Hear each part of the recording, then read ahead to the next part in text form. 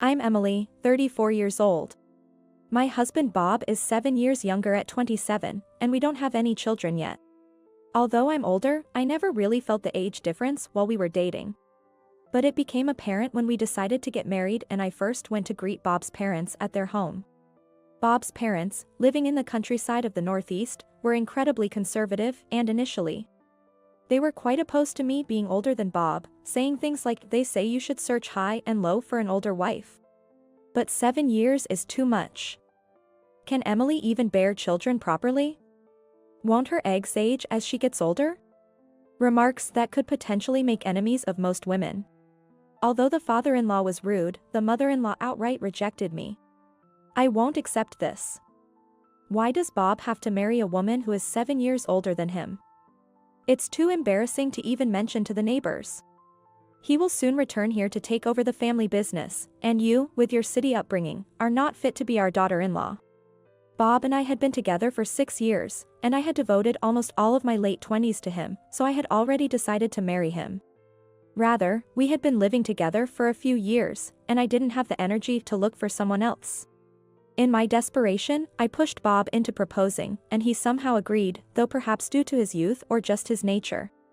He seemed to prefer keeping our relationship as it was. When faced with opposition from his parents, he quickly changed his tune, saying, "See, I told you it was too soon to get married. We can just register our marriage later." I told Bob, "No, it's not too soon. The age difference won't change no matter how many years pass." Before turning back to his parents and greeting politely. I may indeed be older than Bob, but that's something I can't change. I will do my utmost to make you feel that I was a good choice for a daughter-in-law. I'm not perfect, but please accept me. The parents reluctantly agreed, but Bob's sister was vehemently against it, saying at our first meeting, "Just so you know, don't call me your sister-in-law. It's totally unacceptable for my brother's wife to be older than me."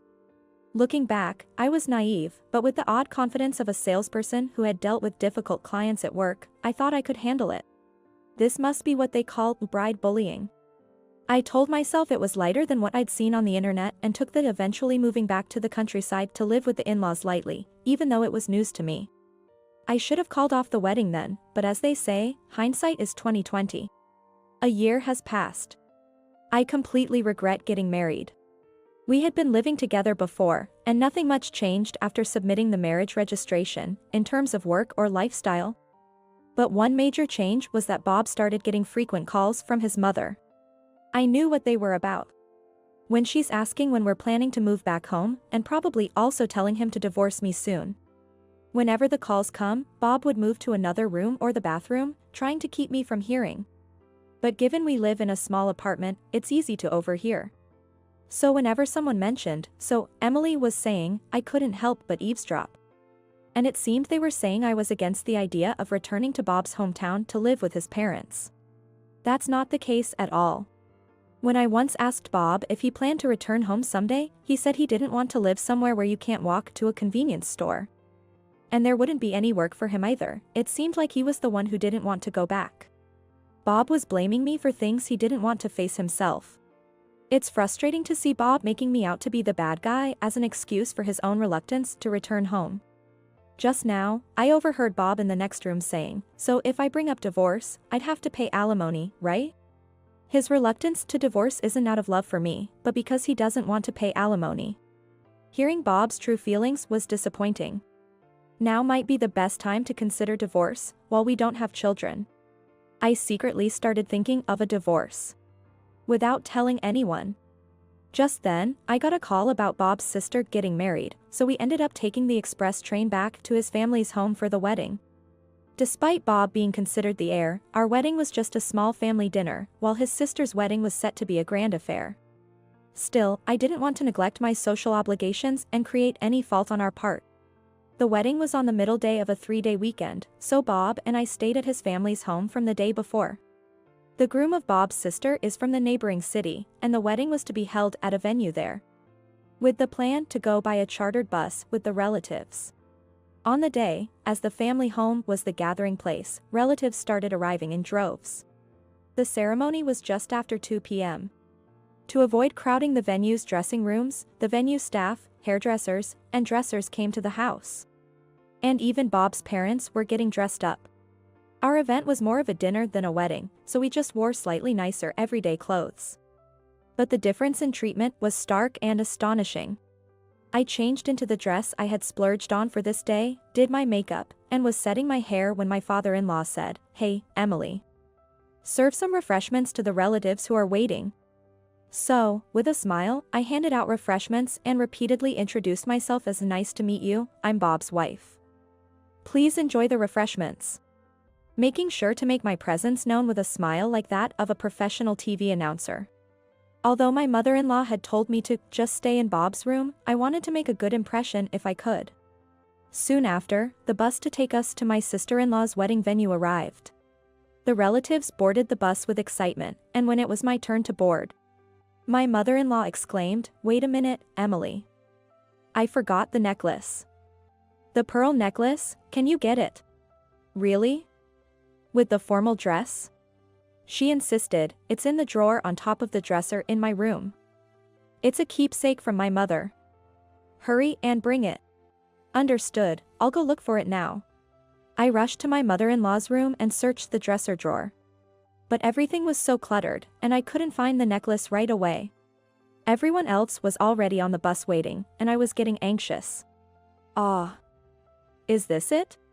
I think about 5 minutes had passed. I found a box that seemed right, checked inside, and hurried to the entrance, only to find the bus was gone. The entire in-laws family and Bob had left without me. You've got to be kidding. I rubbed my eyes a few times, but the bus was nowhere to be seen. I panicked and tried to look for my cell phone, only to remember it was in my bag. Since I left my bag with the luggage to be put on the bus, it must have gone without me. I knew the name of the venue but didn't have the phone number. Without my cell phone, I couldn't contact Bob, and without my wallet, I couldn't even take a taxi. What should I do? For a moment, I was in despair, but then I thought, wait, do I even need to go to the wedding? After all, the desire to celebrate the wedding had completely vanished. It wasn't just the first time meeting relatives, surely my in-laws and even Bob must have realized I wasn't on the bus. Yet, they left without me, which seemed overly malicious. The thought of divorce crossed my mind, but simply divorcing seemed too easy. Revenge was necessary. After a bit of thought, I came up with a plan. This is it. I stepped outside, saying, "Hello." I began my revenge with a smile.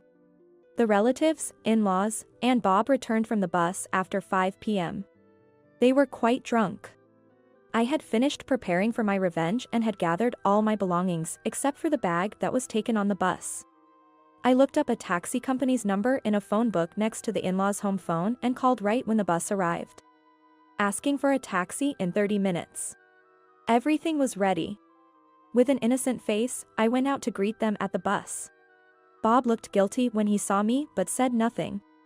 My in-laws ignored me, busy sending off the relatives. The relatives glanced at me but left in their cars. I wished Bob would at least apologize, but that's just the kind of man he was. With a smile, I said to Bob, "Welcome back." Bob looked relieved and started making excuses. "Hi. I didn't realize you weren't on the bus." I felt bad, but the ceremony was about to start. So I couldn't come to pick you up. I ignored Bob, silently searched through the luggage for my bag. As if. What a liar. And I told him to divorce. What do you mean by this? What's this? A joke? I really didn't notice. When Bob realized what he was told, he started to panic. Who knows? I'm surprised you think such a childish lie would work. So what if you didn't notice? Are you saying you couldn't remember I existed until you saw me? Both in-laws were terrible, but the real enemy was my husband, Bob. He was silent, unable to retort, but then my father-in-law, after seeing off the relatives, chimed in, "Come on. It was just a little forgetfulness on both our parts and Bob's." Bringing up a divorce over something like this, city brides really are spineless. It seemed he was in favor of the divorce. My mother-in-law, hearing about a divorce, smirked and said, "Just as I thought, a city bride won't do.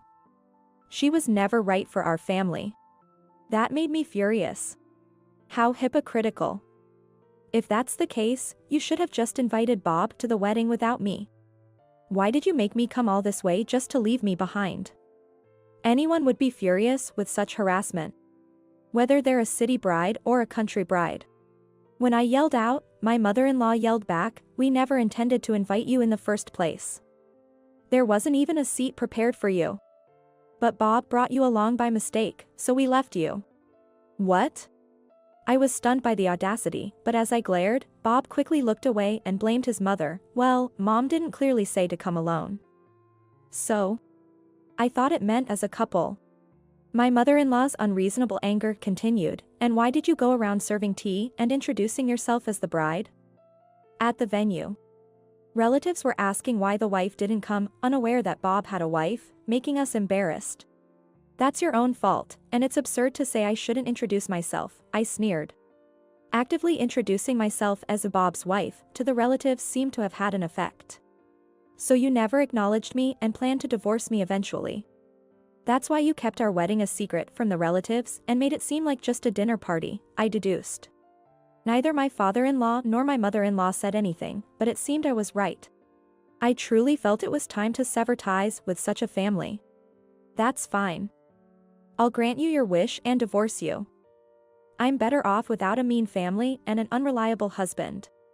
I got into the taxi that had just arrived and returned to my apartment by the last train. Unable to sleep that night, I impulsively looked up lawyers online and packed my belongings. I managed to keep myself busy until dawn, and when I woke up late the next day, I had several missed calls from Bob and my in-laws. It seems my revenge worked well. After being left behind, I had thought of a revenge plan, but I didn't want to do anything dangerous or criminal. However, I didn't want to suffer silently and just divorce without doing anything. I remembered how my mother-in-law was concerned about the neighbors' opinions. There was a surplus of refreshments and nibbles she had bought for the relatives.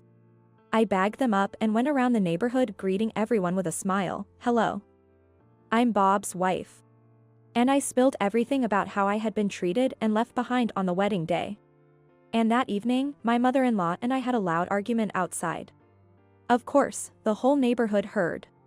A perfect revenge for an in-law family concerned about their image. Afterward, Bob and I divorced smoothly. The stories I shared were just casual conversations, so I wasn't sued for defamation. Having a lawyer helped me claim compensation for the abandonment and secure a satisfactory settlement. As for my sister-in-law, she self-destructed after marriage. She had hidden her harsh personality to get married, but people don't change easily. Her true colors showed, and the marriage quickly soured. She divorced and returned to her parents' home within 6 months, but by then, the wedding abandonment incident had become a notorious rumor. Eventually, the in-laws became known as a vile family that tormented their daughter-in-law, living much subdued lives. Bob's chances of finding a bride in his hometown seemed hopeless. I learned all this from a neighbor I had befriended and exchanged phone numbers with. Serves them right.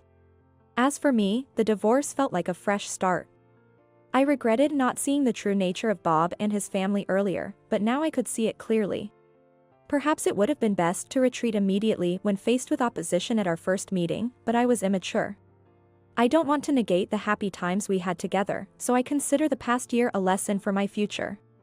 I'm relieved to have resolved the mess and moved on.